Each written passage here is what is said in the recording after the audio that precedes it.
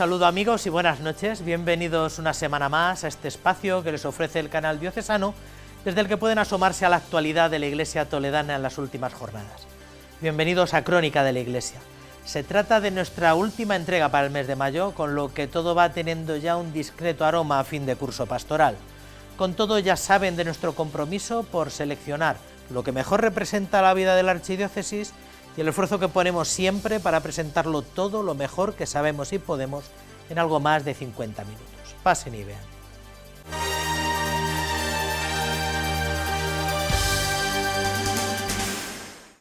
Será después de la solemnidad del Corpus Christi, la fiesta grande de la ciudad, cuando un andamio cubrirá toda la torre de la catedral hasta la barandilla superior de piedra para restaurar esta estructura que, como recuerdan, lleva algunos meses pendiente de esta intervención. La licencia de obra que solicitó el Cabildo Primado para realizar estos trabajos ya está concedida. El presupuesto, unos 800.000 euros por lo bajo, ya ha sido aprobado. Y la duración mínima de todos los trabajos se ha calculado en torno a unos 7 meses. El pasado 14 de octubre se desprendía una piedra de gran tamaño de la cornisa de la catedral. Este hecho desencadenó una serie de estudios estructurales sobre el estado de la torre, donde no se ha actuado desde la última intervención, realizada en los años 80 en el cuerpo superior y que afectó fundamentalmente a las agujas y los chapiteles. Tras los informes pertinentes y la autorización por parte de Patrimonio, el Ayuntamiento ha procedido esta semana a la concesión de la licencia de obra. Tiene un coste estimado de 733.000 euros. El último documento lo recibimos el 14 de mayo con el visto bueno de la Viceconsejería de Cultura y esperamos que la catedral, estamos convencidos que con esta restauración la torre recuperará todo su esplendor y toda la seguridad que sin duda tiene. Un andamio de 50 metros cubrirá durante 7 meses la torre de la catedral para su restauración, aunque aún no se ha fijado fecha de inicio de las obras, todo apunta a que comenzará tras la celebración de la solemnidad del Corpus. Para la catedral al público no va a repercutir para nada porque tiene otra entrada por otro lado. Esto es una obra exterior a la catedral y por lo tanto no le afecta. Indudablemente que para el tráfico sí tendremos que el ayuntamiento nos tiene que permitir en algún momento hacer apoyos ahí, aunque sea en voladizo, para que puedan seguir pasando los coches o lo que sea, pero indudablemente que tenemos que apoyarnos en la calle y en la parte también del atrio de la catedral. La torre, construida en los siglos XIII y XIV, está compuesta fundamentalmente de granito, caliza y pizarra. 7 siglos después, afronta su segunda gran intervención, aunque esta de mayor envergadura que la anterior. El deán de la Catedral Primada recordaba que a lo largo de su historia, la torre ha sufrido momentos complicados. Desde la barandilla superior de piedra hasta la calle se hará una operación completa de restauración de la torre, lo cual quiere decir que vamos a tener obras en la torre por un tiempo bastante largo. Y además, las obras en el patrimonio histórico-artístico nunca son previsibles, es decir, aunque se haya hecho un estudio, aunque haya unos cálculos, pues luego siempre surgen cosas a medida que se va trabajando. El proyecto de restauración consistirá en reparar las patologías detectadas en las cornisas y el llagueado, elaborado a partir de mortero de cal y con el que se unen los diferentes sillares. Estos son los aspectos que van a requerir de un mayor trabajo por parte de los restauradores.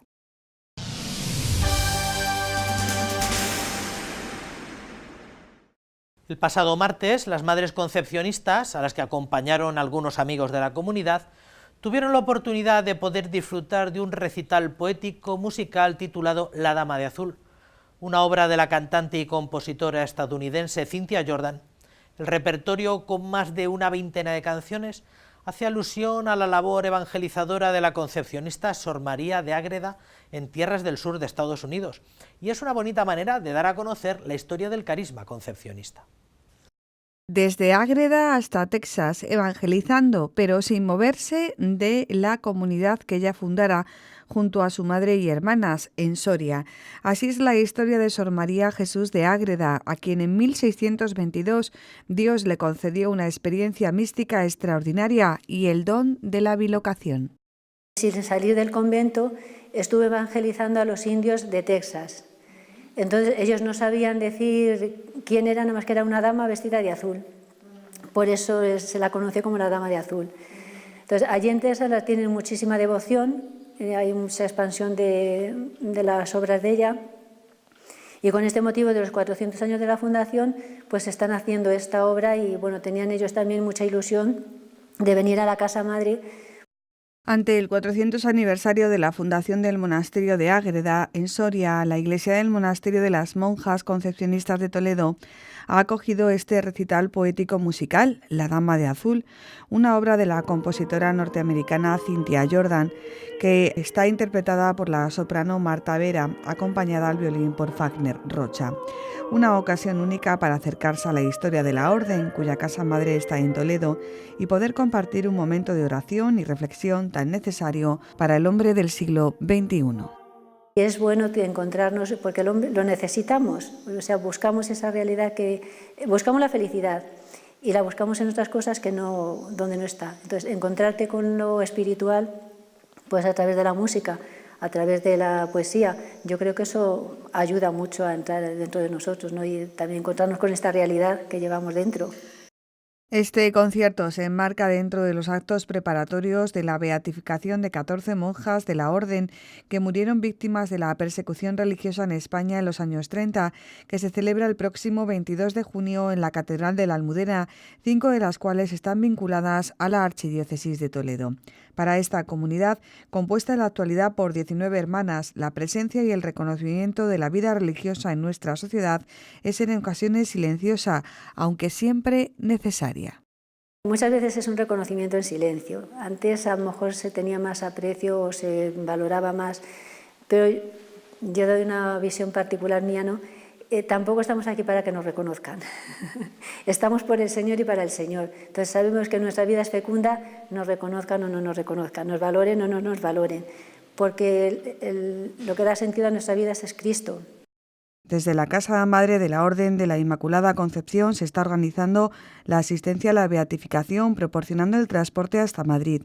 Para más información hay que ponerse en contacto con el Monasterio de San Juan de los Reyes o en la propia comunidad de las Madres Concepcionistas.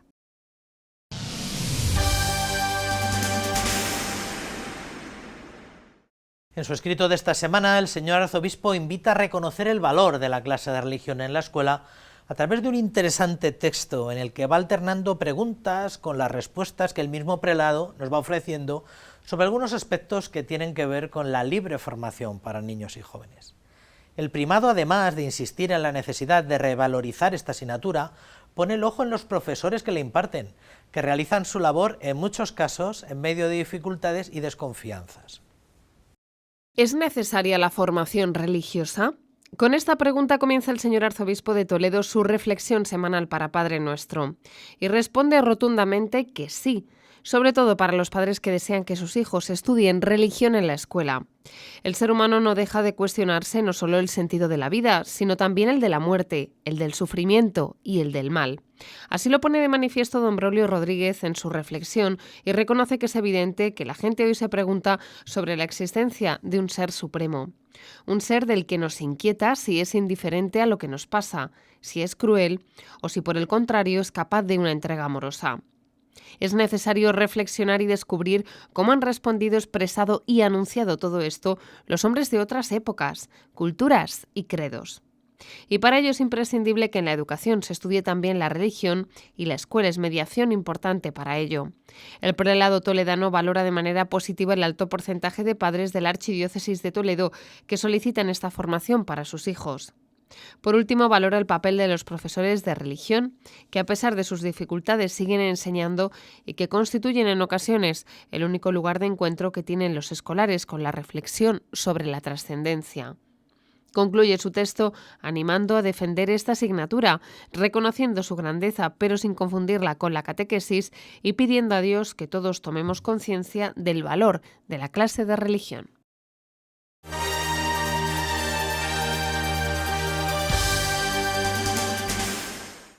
El Papa aprovechó la audiencia general de esta semana para iniciar una serie de catequesis sobre el libro de los Hechos de los Apóstoles, que a lo largo de la Pascua nos pone en sintonía con la difusión del Evangelio y su viaje en el mundo a través de dos protagonistas, la palabra de Dios y el Espíritu Santo. Dice Francisco que cuando el Espíritu Santo visita la palabra humana, ésta se hace dinámica y es capaz de inflamar corazones, hacer saltar resistencias, derribar los muros y abrir vías de entendimiento. Queridos hermanos y hermanas, iniciamos hoy una serie de catequesis sobre el libro de los Hechos de los Apóstoles. Este libro fue escrito por el evangelista San Lucas y narra la difusión del Evangelio a través de dos protagonistas, la palabra de Dios y el Espíritu Santo. La palabra de Dios es dinámica y eficaz, y a través del Espíritu Santo purifica la palabra humana, haciéndola portadora de vida, capaz de inflamar los corazones, derribar muros y abrir nuevas vías de entendimiento y de fraternidad. El Evangelio se concluye con la resurrección y ascensión de Jesús, y a partir de ahí el libro de los Hechos de los Apóstoles nos narra la sobreabundancia de la vida del resucitado en la Iglesia.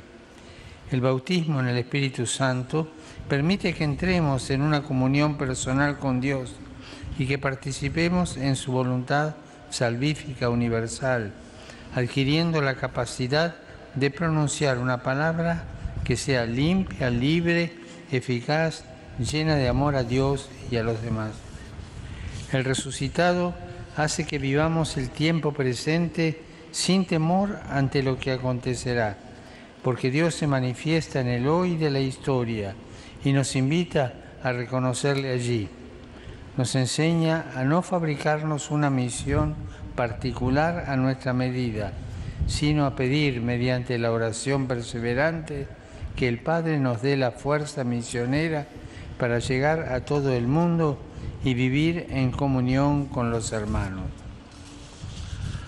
Saludo cordialmente a los peregrinos de lengua española venidos de España y de Latinoamérica.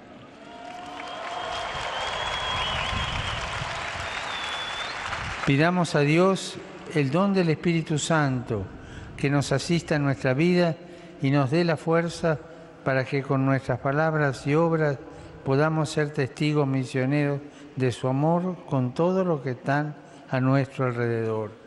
Que Dios los bendiga.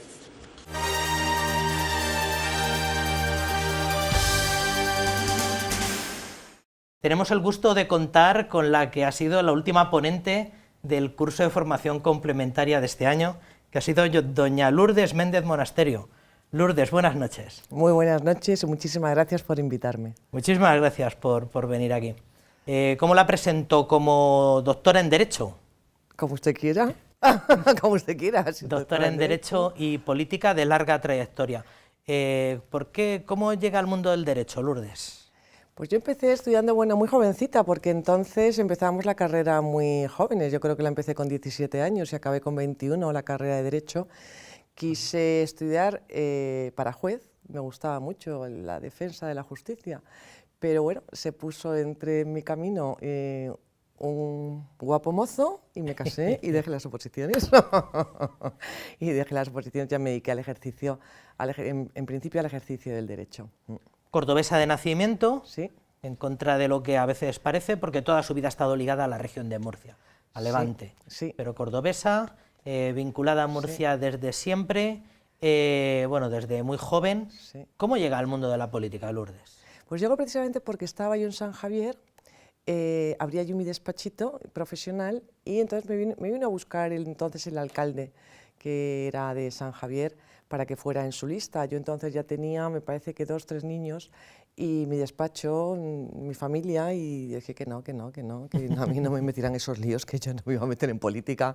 Vino una vez, vino 2, y a la tercera pues no pude decirle que no, y ya empecé mi carrera política, y en el curso y en el desarrollo y el transcurso de mi carrera política pues tuve que cerrar posteriormente mi despacho porque no me parecía muy compatible, porque luego fui consejera en la región de Murcia, sí. Entonces cuando ejercí de consejera ahí en ese momento cerré mi despacho profesional y ya me dediqué a la política. Hace unas semanas tuvimos en este mismo espacio a Benigno Blanco y yo no sé cómo todavía consigue compaginar todo lo que tiene entre manos, ¿no? Y sigue manteniendo todavía esos servicios jurídicos de los que presume. ¿La primera mujer que fue teniente alcalde en San Javier? Pues puede ser que sí, puede ser que sí. No sé si fue la primera mujer primer teniente alcalde. Lo que sí que recuerdo es que cuando fui consejera en el gobierno regional con el presidente Valcárcel, era la única mujer entre 9 o 10 consejeros. Recuerdo aquello, sí. Entonces no estaba el rollo este de las cuotas. Por lo tanto, pues bueno, no fue ofensivo para mí pensar que estaba allí realmente por los méritos, ¿no? No como ahora que no se sabe las mujeres porque estamos en los sitios. Primero dedicada a política local, a gestión local, después autonómica en el gobierno de Valcárcel, ¿verdad? Sí, sí. ¿Cuántos años dedicada allí al...? Pues estuve como 2 años y muy poco, la verdad es que muy poco, llevando la Consejería de Trabajo y Asuntos Sociales con mucha satisfacción personal, muy enriquecedora porque trataba con muchas asociaciones de la sociedad civil. Y la verdad es que fue una etapa muy enriquecedora pues estuve poco tiempo, porque después, posteriormente, en un breve plazo, me mandaron al Congreso de los Diputados y ahí estuve de diputada. Y ahí vamos a acabar, que en muy poco tiempo, diputada en Cortes, Sí. ¿a qué edad llegó? ¿En qué legislatura llegó? Pues me parece que fue, yo tendría unos 40 y algo, 40 y pocos, pero me parece la 8, 7, 8, sí. Madre mía, qué lío. Yo creo que fue la 7, la séptima legislatura, en el año 2004. 2004. Y recientemente ha jurado su cuarto periodo en Cortes Generales, diputada en Cortes Generales. Sí, en este momento tuve un receso de 3 años, del año 2015, y ahora posteriormente he jurado con otro partido político, adscrita a otro partido político, y he jurado el martes pasado. Sí. Muy recientemente. Sí. ¿Usted representa, o por lo menos encarna, no exclusivamente, hay otros que tal vez, Mayor Oreja, no sé, hay otros que tal vez con más recorrido o más antigüedad, acaso, pero encarna un poco el perfil de la persona que trata de vivir su vocación política, pero sin renunciar a sus convicciones creyentes. ¿Tiene la impresión de que este perfil cada vez es más escaso en el panorama político español? Quiero decir, que hace unas décadas parecía que uno se acercaba a la vida política y se encontraba con gente creyente, y cada vez es más difícil que la gente se muestre abiertamente creyente en el contexto político. Sí, creo que es escaso, y de hecho yo creo que es un privilegio tener ese don de discernimiento, ¿no? Al final no deja de ser un privilegio.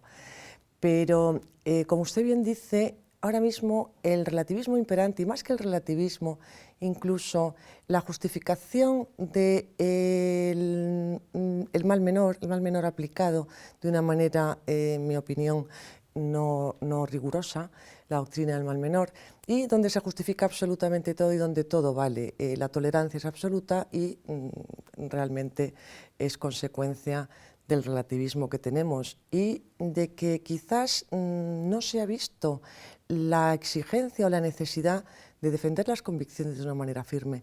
Yo creo que en este momento es un momento en el que, ante la ofensiva que se está produciendo en contra de tener como principio del orden moral la naturaleza humana, en contra de estos políticos donde, bueno, todo es relativo, está el positivismo por encima de la ley natural, pues se están llevando a cabo una modificación cultural a una manera absolutamente vertiginosa, sobre todo en nuestro país, donde incluso se están vulnerando derechos fundamentales y derechos humanos, y no existe una reacción contundente, y si no contundente, por lo menos de una manera clara, ante esa ofensiva que se está produciendo, ya digo, en una modificación cultural que se está realizando sobre todo desde el Poder Legislativo y Ejecutivo.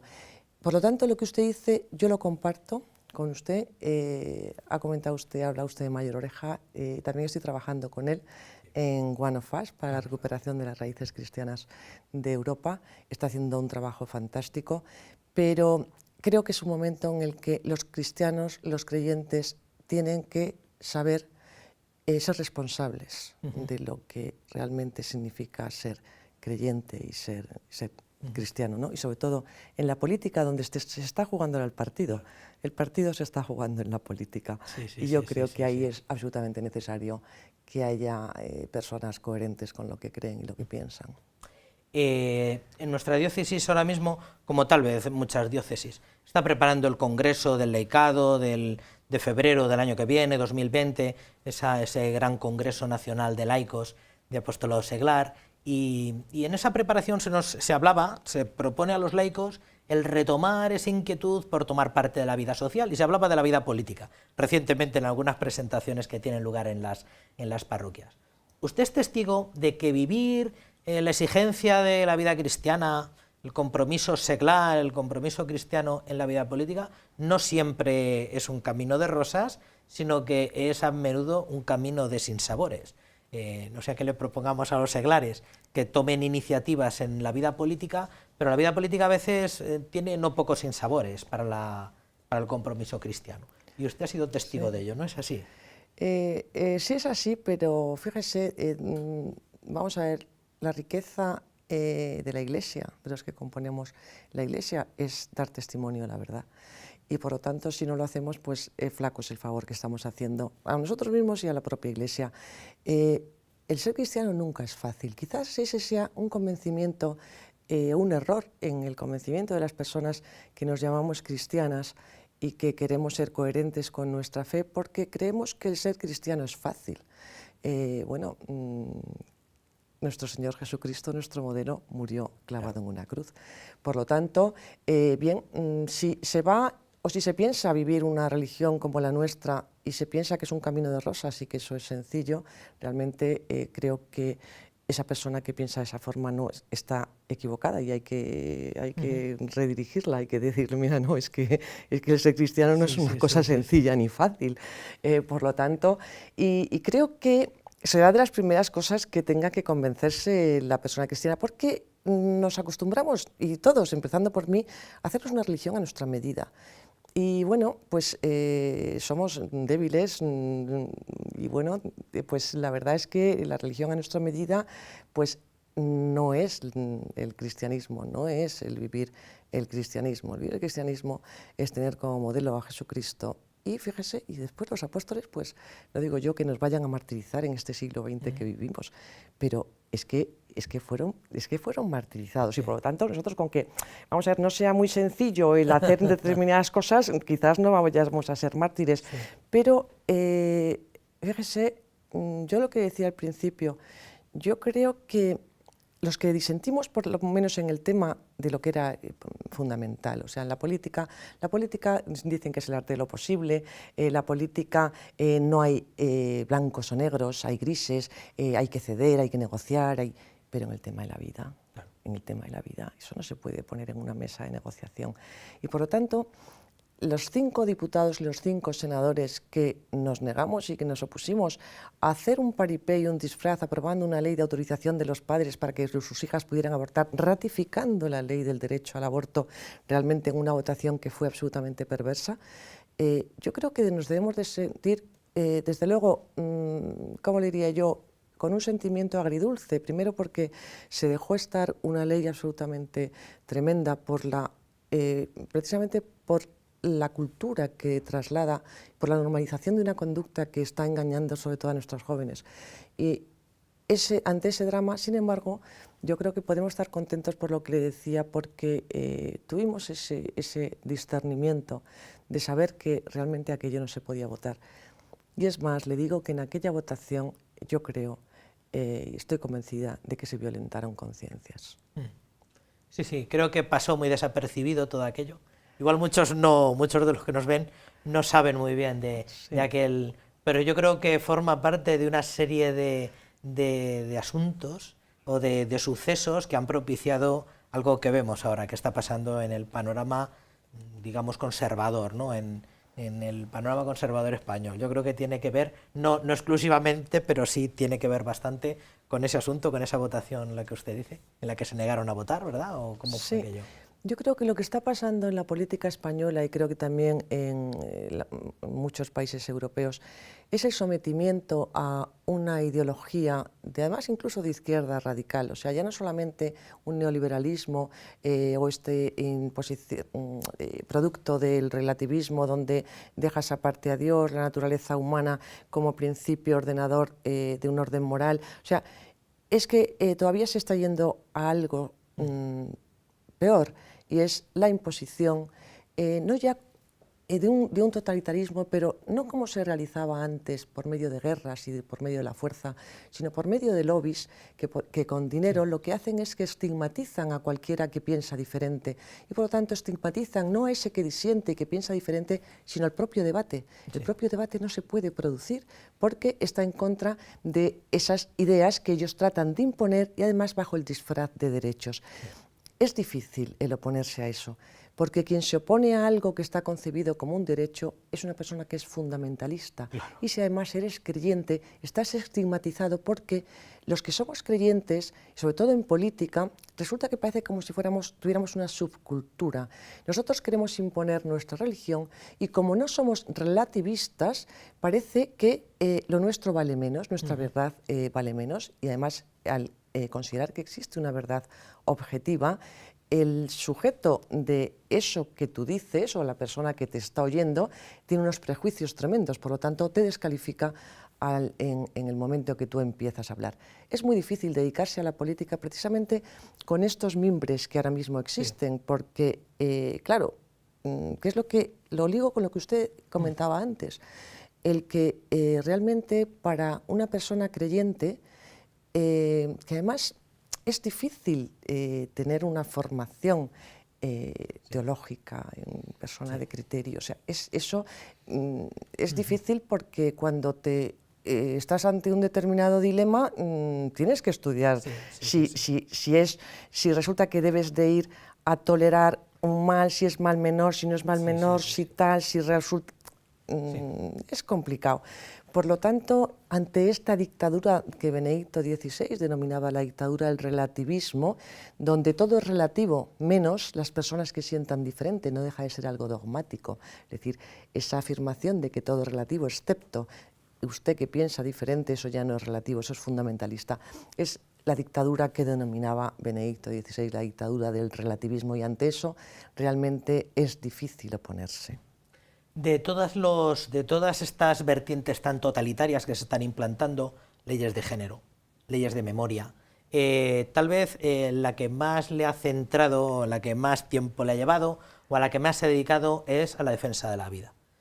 Su tesis doctoral, en primer lugar, su tesis doctoral ha sido en este lapso, en este tiempo que se ha tomado de la vida política, ha sido cuando retomó su tesis, que defendió en la San Antonio de Murcia. Sí, en la UCAM, en la Universidad Católica de Murcia, efectivamente. Y era una disertación, un estudio sobre del derecho a la vida al derecho al aborto. ¿Por qué le ha acaparado tanto la atención el tema de la defensa de la vida, habiendo tanta tela que cortar? Pues porque yo... mucho de mi tiempo dedicado a la política en el Congreso de los Diputados precisamente estuvo en reflexionar sobre el tema del derecho al aborto, porque yo era la portavoz de Asuntos Sociales en el Partido Popular cuando se aprueba la ley del derecho al aborto. Entonces tuvimos que estudiar mucho para oponernos a aquella barbaridad. De hecho, se hizo una comisión de expertos porque era la forma de intentar trasladar a la opinión pública la necesidad de modificar una ley, de convertir en derecho el aborto, ¿no? En ese momento nosotros nos opusimos tanto en el Parlamento como después con un recurso ante el Tribunal Constitucional, y ahí es cuando yo estudio de una manera muy exhaustiva cuáles son las causas, cuáles son las estadísticas, el por qué los años, por qué la mujer aborta, por qué no aborta, cuáles son las consecuencias, qué pasa, el síndrome posaborto, cuáles son... Bueno, entonces todo eso, que es toda la batería que teníamos de preguntas para hacerle a los expertos que venían a aquella subcomisión, para decir que, bueno, que al final el aborto no solamente se deshace de una vida y es malo para el niño que no nace, sino que incluso es malo para la mujer. En ese momento es cuando nosotros iniciamos una argumentación diciendo que se está engañando a la propia mujer con el tema del aborto. Sacamos estadísticas, después de 25 años en España de aborto, ya se sabía que aquello era un drama y lo que había que hacer era disminuir el número de abortos y no, desde luego, trasladar el concepto de derecho. Bueno, aquella subcomisión se cerró en muy poquito tiempo porque la opinión pública estaba siendo testigo de que efectivamente existían razones realmente de peso porque, y que el aborto no solamente no debería convertirse en un derecho, sino que debía de disminuirse. Existía una intención clara de modificar la legislación española, sin que existiera ni siquiera una demanda por parte de la sociedad de que se modificara, pero existía una intención clara de ese desprecio por la vida y de intentar el plantear el derecho al aborto como un derecho de la mujer, tal y como se hizo. A partir de ahí, yo me di cuenta que lo que existe es una verdadera corrupción de la razón, donde lo bueno es malo y lo malo es bueno. Ahora que tanto en política se está hablando de corrupción tal, bueno, es una verdadera corrupción de la razón. La razón en aquel momento nos decía que aquello no era razonable, que iba en contra de la persona que nace, que iba en contra de la mujer, que va en contra de la familia, que va en contra de la sociedad, que no nacen niños. Era absolutamente absurdo, solamente producto de una ideología radical que va en contra de la humanidad, que va en contra del propio hombre y que va en contra de la sociedad. Por lo tanto, bueno, pues estaba bastante sensibilizada con el tema y quise escribir sobre eso. Y quise escribir también en la legislatura posterior, donde teniendo la posibilidad con mayoría absoluta de haber derogado aquella barbaridad, bueno, pues no se derogó, sino que se dejó de la manera que se dejó. Y bueno, yo todo aquello quise contarlo porque la única manera que tuvimos y que teníamos las personas que disentimos era la palabra.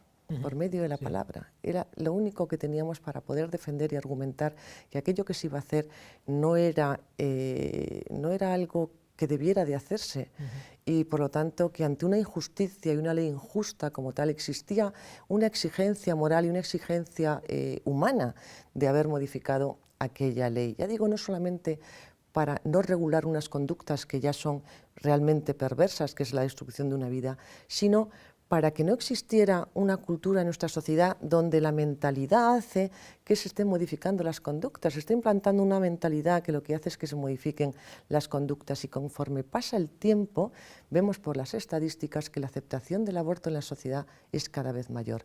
Es decir, se juega con la aplicación de una ley que es injusta, que incluso no está demandada socialmente, para modificar culturalmente una sociedad y luego cuando tienes posibilidad de derogar aquella ley, porque se podía haber derogado, esa ley se aprueba en el año 2010, se podía haber derogado en el año 2011, no hubiera habido, todavía no se hubiera asentado esa mentalidad que ya se está asentando de una manera general y era el momento de haberla derogado o haberla modificado y por lo tanto se jugó con el tiempo. Se jugó con el tiempo a nivel legislativo y se juega con el tiempo a nivel judicial, porque el Tribunal Constitucional tampoco se ha pronunciado sobre la inconstitucionalidad de una ley que conforme a la doctrina que ya existe, a la jurisprudencia que ya existe de la única sentencia de 1985, habla de la obligatoriedad de la protección del no nacido y en este momento está absolutamente desprotegido y por lo tanto tenemos una ley que en mi opinión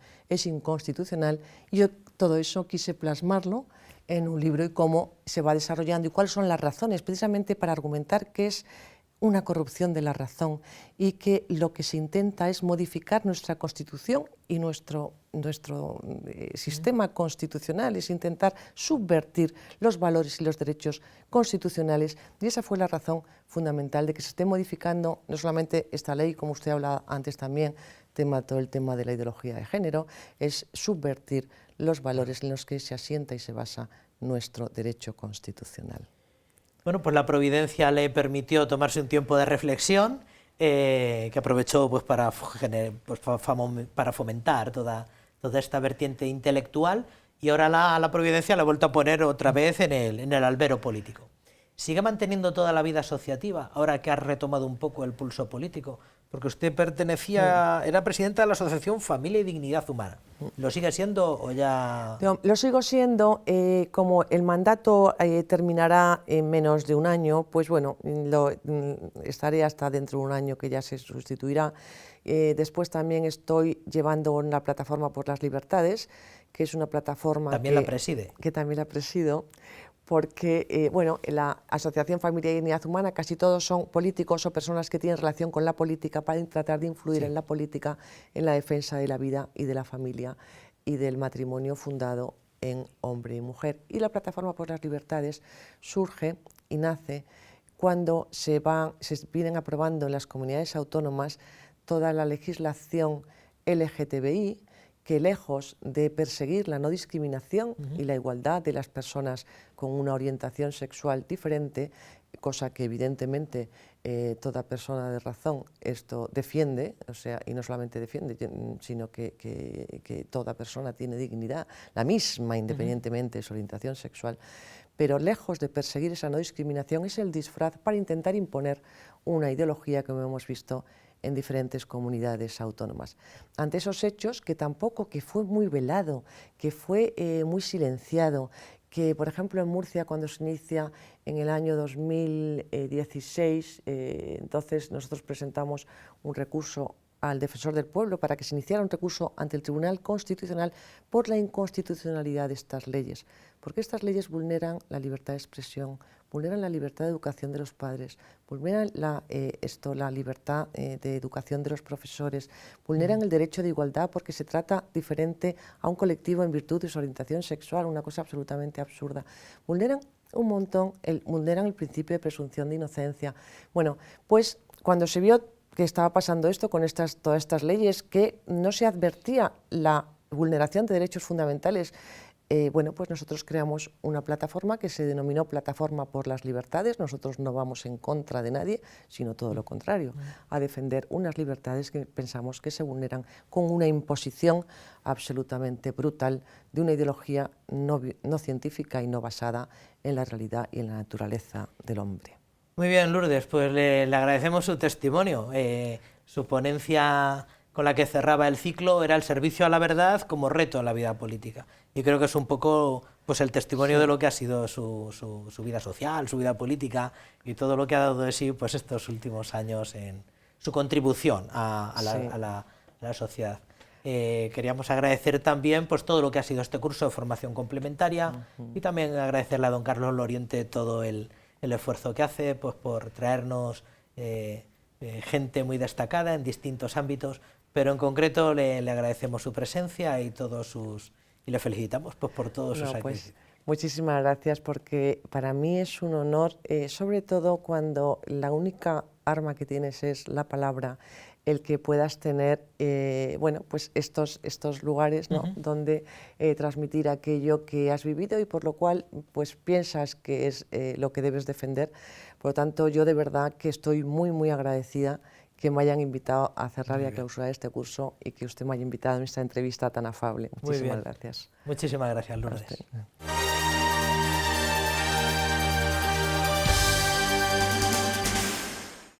Corría el año 1954, cuando tan solo 2 años después de que don Victorio Garrido se incorporara a la parroquia del Arrabal, el célebre párroco fundó el Colegio Diocesano Santiago el Mayor, que por entonces consistía en un par de aulas de niñas y otra más para párvulos.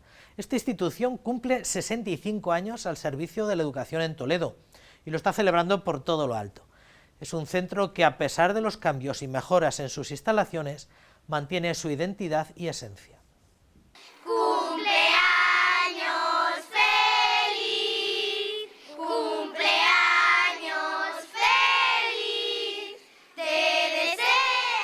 Así entonan estas alumnas la canción que más sonará este jueves 30 de mayo, cuando celebren los 65 años de la fundación de su colegio, Santiago el Mayor, de Toledo.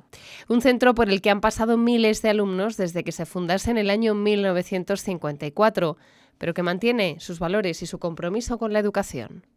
La pasión por educar pues es la que mantiene a todos los profesionales, a todos los maestros y profesores, ¿no?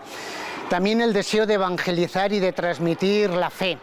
Sin duda alguna que estas han sido dos constantes que han estado muy presentes en este colegio, amparados de una manera especial por el apóstol Santiago, que es nuestro gran protector, nuestro gran animador, el que nos entusiasma en la tarea de la evangelización y el que nos ayuda también pues, a no olvidar que somos discípulos.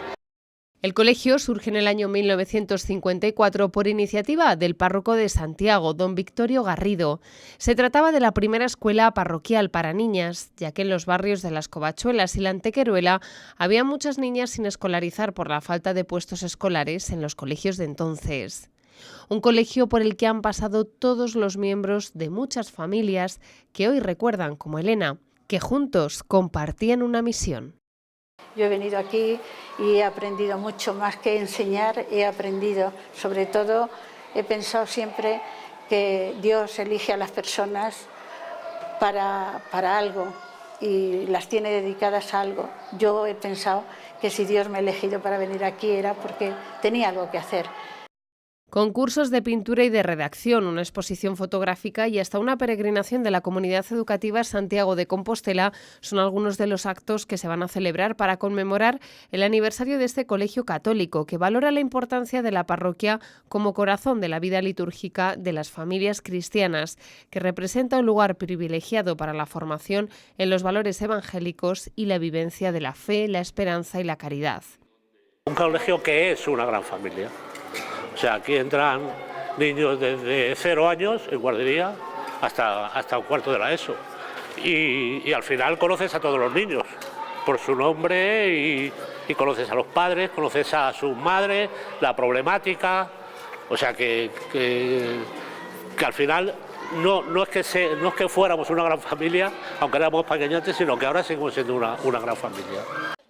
A lo largo de estos años han cambiado sus aulas, se han mejorado las instalaciones y se ha construido un gimnasio, pero lo que sí pueden celebrar por todo lo alto es su sentido de pertenencia a una misma familia que se conserva intacto a pesar de los años.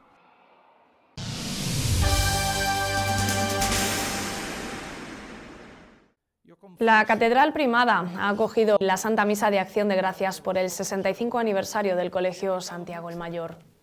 Una celebración que ha estado presidida por el vicario general de la Archidiócesis, don César García Magán. En ella ha recordado al que fuera su fundador, don Victorio Garrido, y en su homilía ha destacado que la labor de la Iglesia en los colegios está siempre al servicio de la evangelización.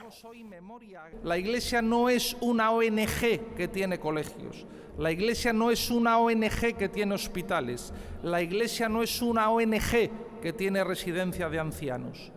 Su función es otra, es anunciar la buena nueva, es predicar el Evangelio del Señor Jesús, como señaló el Papa Benedicto XVI.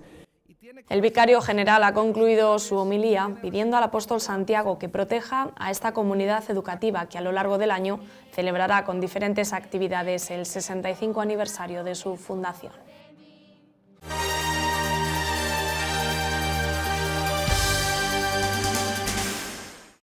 El próximo 8 de junio tendrá lugar la 11ª peregrinación diocesana de Manos Unidas de Toledo.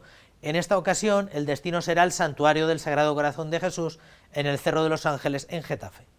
Estas peregrinaciones son una oportunidad, tal y como manifiestan desde la organización, para que los más de 200 voluntarios y simpatizantes de Manos Unidas de al menos 15 parroquias puedan verse, compartir su fe y su trabajo, al tiempo que se disfruta de un día de convivencia, de formación y, por supuesto, de turismo. El Santuario de Nuestra Señora de Guadalupe, el Santuario del Cristo de Urda o la Ermita del Santo Cristo de Santa Ana en Villafranca de los Caballeros han sido los destinos elegidos por la Delegación Diocesana de Manos Unidas para celebrar a finales de curso un encuentro con sus voluntarios. Este año, con ocasión del centenario de la consagración nacional al Corazón de Jesús, más de 200 personas peregrinarán el próximo 8 de junio al Cerro de los Ángeles, en Getafe. Como se celebra la consagración al Corazón de Jesús de España, pues nosotros también vamos a hacer esa consagración de Manos Unidas de la Diócesis de Toledo al Corazón de Jesús para ponernos también en sus manos y que el proyecto de Manos Unidas y los objetivos de Manos Unidas pues sigan dando frutos. La parroquia de Villacañas, Argés, Consuegra o Fuensalida son algunas de las 17 parroquias de la Archidiócesis de Toledo a las que pertenecen los más de 200 peregrinos que participarán en esta peregrinación, que ya alcanza su 11ª edición y que se celebra un año más en acción de gracias por los frutos de la campaña actual. Es una actividad que no solamente se circunscribe a los voluntarios, sino que hay mucha gente que es colaboradora de Manos Unidas de una forma o de otra, o simplemente pues porque quiere acompañarnos, pues habitualmente pues viene gente de toda la diócesis. Intentamos poner varios autobuses desde diferentes sitios, especialmente desde la ciudad de Toledo. Los autobuses saldrán a las 8:30 de la Casa Diocesana de Ejercicios El Buen Pastor de Toledo. Al llegar al Cerro de los Ángeles, los voluntarios participarán de un recorrido espiritual por el santuario del Sagrado Corazón de Jesús y tras él celebrarán la Santa Misa en acción de gracias. El encuentro finalizará tras la comida.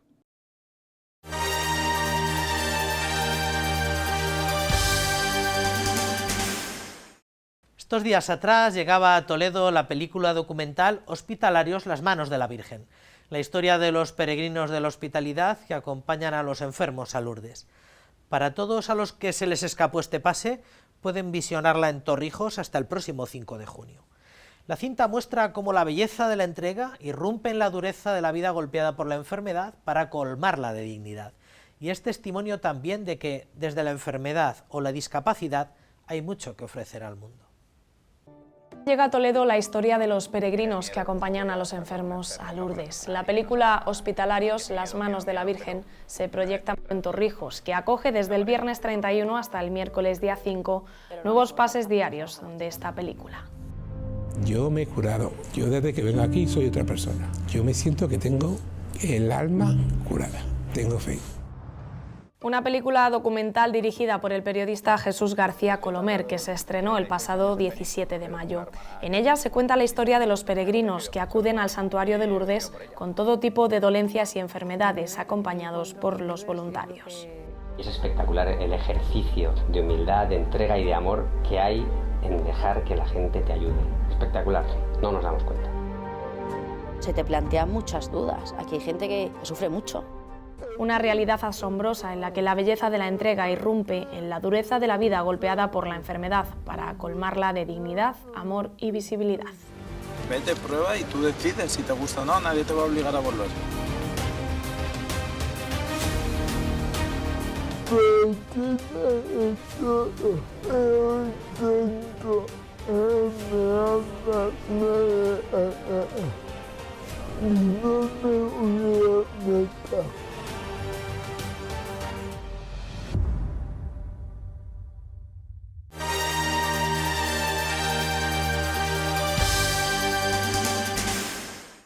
La Conferencia Episcopal ha presentado estos días atrás el estudio de evaluación del impacto socioeconómico de la Iglesia Católica en España. Este estudio evalúa la repercusión que tiene la Iglesia diocesana en la actividad social y económica del entorno en que realiza su actividad. El estudio es concluyente. El impacto derivado de la actividad de las diócesis, de las parroquias y de Cáritas es de casi 1.400 millones de euros, 5 veces más de lo que recibe por la asignación tributaria. 1.386 millones de euros es el impacto derivado de la actividad de las diócesis, parroquias y Cáritas en nuestro país. Esta cifra supone multiplicar por 5 la asignación tributaria que la Iglesia recibe por parte del Estado. Los datos están incluidos en el informe de evaluación del impacto socioeconómico de la Iglesia Católica en España, realizado por una consultora independiente. Si hablamos de puestos de trabajo, la Iglesia genera 64.925 empleos directos, siendo más de la mitad relacionados con la atención sociosanitaria y el ámbito educativo. La Archidiócesis de Toledo es un reflejo de estos datos tanto en generación de ingresos económicos, aporta 30 millones de euros en actividad económica, recibiendo 6 millones de la agencia tributaria, como en creación de puestos de trabajo.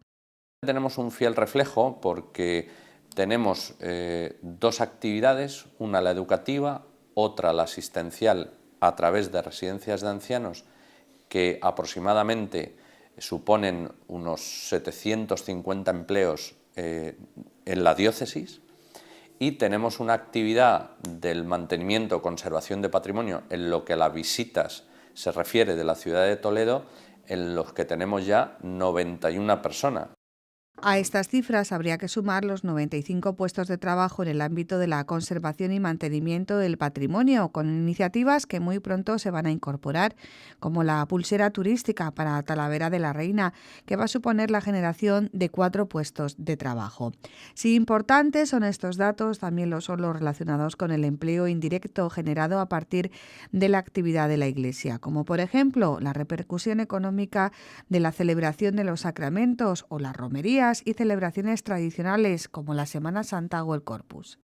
La actividad, que lógicamente sin pretenderla, pero que la administración de sacramentos, digo un matrimonio, digo una comunión fundamentalmente, genera como actividad económica alrededor. Lógicamente las romerías, una fiesta tan importante como el Corpus, pues quizá merecería un estudio de un impacto económico y de ver realmente qué significa mover a la gente para que ese movimiento genere economía. Por cada empleado directo de la Iglesia Católica se generan 0,27 puestos de trabajo adicionales en la economía española, especialmente en los sectores de salud, educación, servicios profesionales y reparación de mobiliario.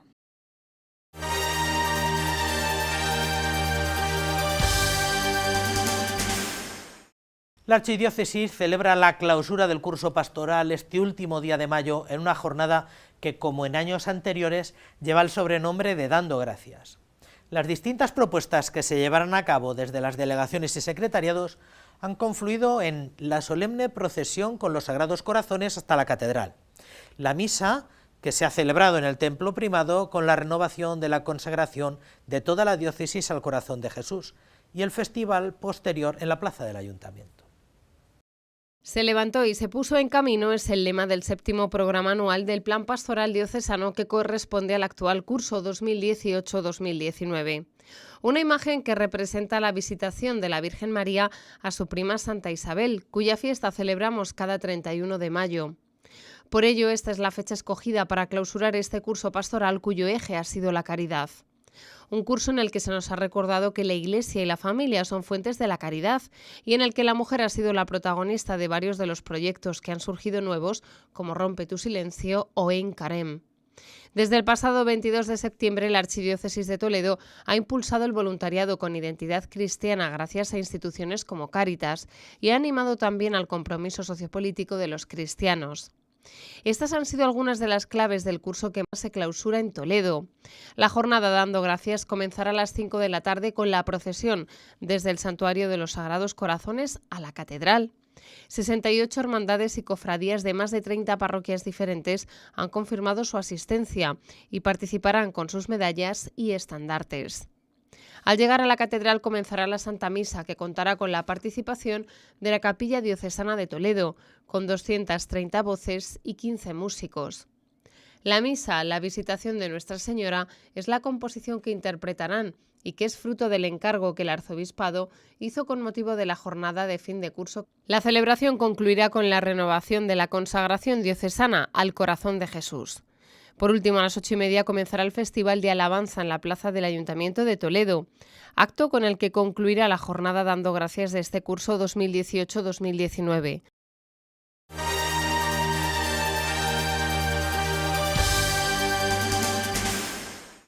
Muy bien, pues hasta aquí la crónica de la Iglesia de esta semana. Ya saben que pueden volver a visionar muchos de estos contenidos en el canal de YouTube del que dispone Radio Televisión Diocesana, donde además podrán encontrar el resto de la programación de esta Santa Casa. Nosotros, por nuestra parte, les emplazamos a que nos acompañen la semana que viene, aquí en el mismo sitio y a la misma hora, para más y mejor información eclesial. Quédense ahora con la mejor programación, que es la que les ofrece el canal diocesano, que es siempre su canal amigo. Hasta la semana que viene, que sean felices.